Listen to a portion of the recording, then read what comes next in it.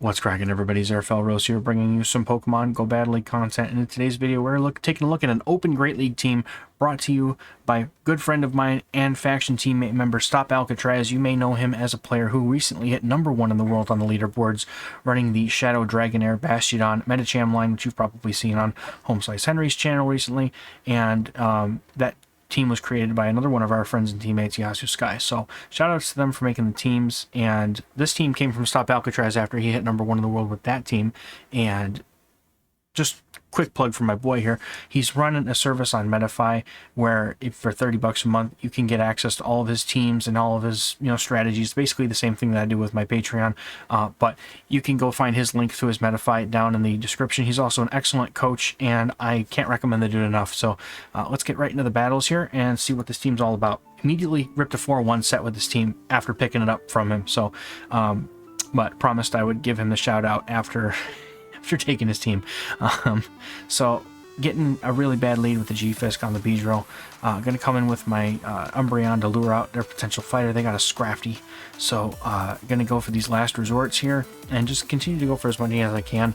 This is, of course, Great League being the RPS league nowadays, because there's no safe anything in this league. Someone's countering you somehow.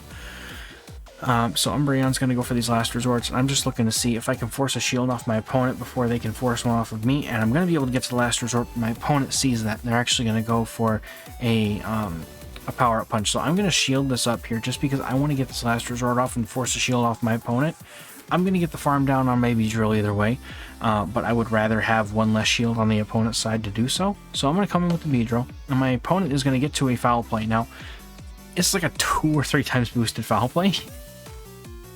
Yeah, ow, that hurts. But I'm going to be able to get this drill run off. My opponent hard swaps in their G-Fisk here to try and take me out. But I'm going to have a Obstagoon in the back to deal with the G-Fisk. Now it's all going to be up to what they have, and I am not going to be able to, unfortunately, get past this G-Fisk with too much health to spare, because they're going to be able to get to another Earthquake. Now what I could have done here is probably launch both of these cross chops and just hope that whatever I had in the back was weak to Obstagoon. Maybe they had a Trevenant or something in the back, which is commonly paired with G-Fisk. But as you're going to see, unfortunately, no dice here.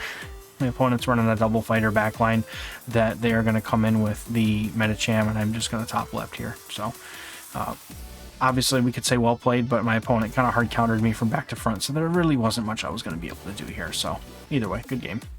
But spoiler alert, the rest are all wins. And the reason why this team works so well is because so many people are running fairies to counter that #1 ranked Bastiodon, Metacham, Shadow Dragonair team. So I see a Ninetales. My opponent stays in. They're clearly core broken by the Beedrill. So I'm going to stay in here, and I'm just going to go for a charge move right before they would get to another Weather Ball. I want to force a shield off my opponent here. I am going to have to go down shields in order to make this work.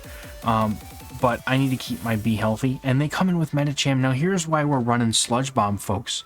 The Metachams never see it coming. Dang. Half of their health is gone. It's not enough for a Kaboom, unfortunately, but it's enough. And my opponent's going to go straight for a power-up punch bait, so that really sucks. So I'm going to get them low enough, and I'm going to catch the next power-up punch on my Umbreon. And what that's going to allow me to do is hopefully maybe farm down, even though I'm taking a lot of counter damage. But they're going to come in with an Azumarill. How on earth am I supposed to be able to beat this? My opponent is running ABA freaking fairies, dude.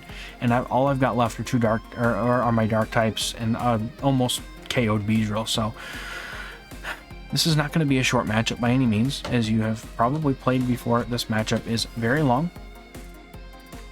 Excuse me, but I'm going to be getting as many last resorts off as I can. And I mean, my Obstagoon's only value is going to be against this Azumarill.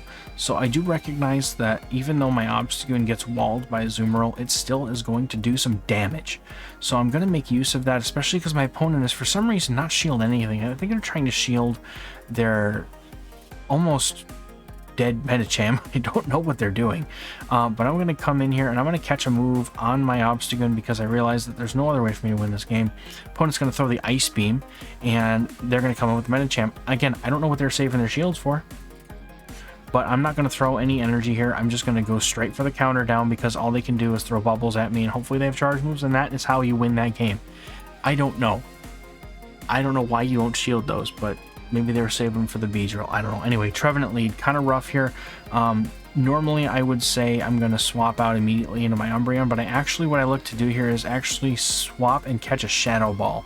Now, my opponent throws Seed Bomb because they were going to bait in that scenario anyway, but now I've gone and I've got a ton of energy on my Beedrill. I've done about half of the opponent's Trevenant's worth of HP, and I've used up 5 Shadow Claws worth of their energy, so in my opinion that is a net win, and now I can just start launching foul plays at this Walrein. Now, I'm not expecting to win this matchup, I don't think I can, but my opponent, when my opponents play the Walrein Trevenant core, usually I assume they just throw Obstagoon out the window in their team building, because I mean everybody at this point knows that Obstagoon core breaks this little core here, so we're gonna see if my opponent's third Pokemon was keeping good old Obstagoon in mind here. So I'm going to let this go. I'm going to actually come in and ramp up energy on my Obstagoon here, because I'm hoping that maybe they've just decided to forego Obstagoon as a threat when they were team building. And no, they have a Ninetales. So wonderful, right? So I have to work extra hard here. I have to understand that my opponent has a Trevenant. Now I am going to be able to get a move off here. I can go straight for this Drill Run. That's going to do a significant amount of damage, and they're going to have to block it. So I can shield once here, you know, get rid of this Trevenant as it goes for the Shadow Ball, and then with just a sliver of health, I'm going to be able to go for a Sludge Bomb here. I'm just going to go straight for it, just in case for some reason they don't shield. I don't know why they wouldn't, but it gets rid of it, and now my Obstagoon is healthy enough that I should be able to get to a Cross Chop and actually take out this Ninetales. What do you know? Obstagoon, my boy Obstagoon, is in Alolan Ninetales counter confirmed. Takes care of business. Let's go. Well played to my opponent, though. That was an amazing battle. Beedrill into Medicham, you love to see it. This actually is really good because you're running the Sludge Bomb. And that's the secret, right? Because most Beedrillers are like, oh, I'll just run the X-Scissor. Like, no, you want to run the Sludge Bomb because that's a lot of damage. And a Medicham, everybody's running Medicham. So do the damage. Nobody shields it. Nobody respects it. And now I can shield and get rid of the biggest threat to my backline. Perfect. My opponent's going to come in with a Stunfisk, and they're immediately going to get met with my Obstagoon. I'm going to go for the Cross Chop for the guaranteed damage, and then I'll start going Night Slash to fish for a boost. And then afterwards, I'm just going to see what they have in the back, but I assume that they probably have something in the back that isn't exactly, you know, terribly strong against my Umbreon, because usually when you have a Medicham in the lead, typically your backline is also going to be a fighter. It's just not normally what happens. So my opponent's going to come in with the Medicham and just punch my lights out, and then I get to farm down with my Beedrill. 1 to 2 shields, but my opponent has a Venusaur in the back, and that is a good game. Well played. Team comped. Honestly, the Beedrill the Beedrill core breaks so much stuff right now, except this sucks. Noctowl lead. So gonna go immediately into Umbreon. My opponent decides to stay in here. This immediately makes me think that they might have a better answer to my Beedrill in the back, so my thought immediately goes to maybe a Ghost like Sableye, or maybe they're running ABA Flyer like Mad Lads, I don't know. But I'm just going to go on the assumption here that my opponent is probably running another answer to Beedrill in the back, so I have to be very careful about how I handle this situation. But me getting rid of the Noctowl is better because, in my opinion, I mean, that's probably one of the hardest counters you can get to a Beedrill or another bug type, right? So as long as I can keep this thing going, and I'm waiting for my opponent to maybe share with me the information of what they have in the back of their team. I'm pretty sure I live the Sky Attack, so I let it go, and I'm going to go straight for the foul play here to try and take this out. Now, if I was being smart, I could have gone for the Last Resort, because that does slightly more damage, I think, and I don't know if that would have KO'd, but it would have been a little tiny bit more damage. But this allows my Beedrill to get some farm, and there's a Sableye, so that's what they were saving for me in the back, and my opponent's going to come in with a Swampert. In the 2 shields, because I've got 2 counters worth of a head start, I actually should be able to outpace the Swampert, and if I want to, I can 2 shield farm this thing down. Now we CMP tie here. Maybe I should have just gone for the counters and left the Night Slashes for the Sableye, but I'm going to be able to get shields off, and I don't shield the Hydro Cannon here, because if I can save my shields for the Sableye, they're basically doing no damage with their fast move.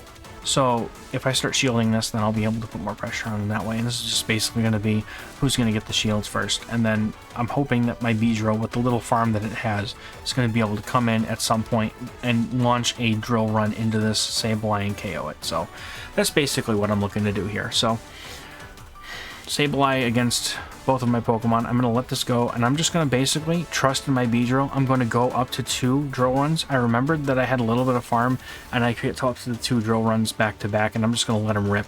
My opponent and I just CMP'd. I win CMP. Beedrill is going to be taking out the opponent with that drill run because they realized that they weren't going to lose when they were up to 2. Now, you should still shield it just in case. You never know.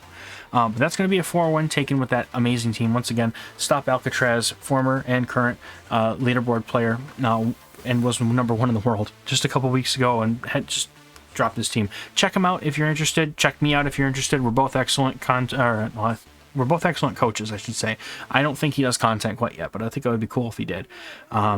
So check us out on our Metafy pages. Check me out on my Patreon page, and we'll talk to you guys and check you out in the next one. Catch you later. Bye-bye.